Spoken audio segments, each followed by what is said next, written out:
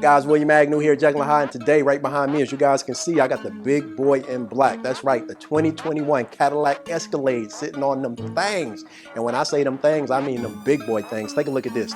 30-inch 4G autos. That's right, making a big truck look even bigger, right? Custom made. But what we did is we wrapped it in PPF, paint protection film. You guys know what we do, front to back, protecting this investment, right? When you got a truck of this magnitude or a vehicle of this nature, you definitely want to protect it. So what else did we do to this? We blacked it out. You see that stealth? That's right, we got the black tint, we got the black emblems, we blacked everything out to make it look stealthy. But not only did we make it nasty, right, with the stealth look, we made it classy by keeping those emblems. As you can see, this Cadillac emblem on the front, on the side, and in the back, we kept it chrome just to keep that contrast. You guys want your vehicle looking like this? Bring it on to Jekyll and Hydes, the SUV, utility vehicle, Cadillac Escalade, 2021, wrapped in PPF, black tint, blacked out, chrome delete, big boy wheels, 4G autos. You know how we do. We make you look good.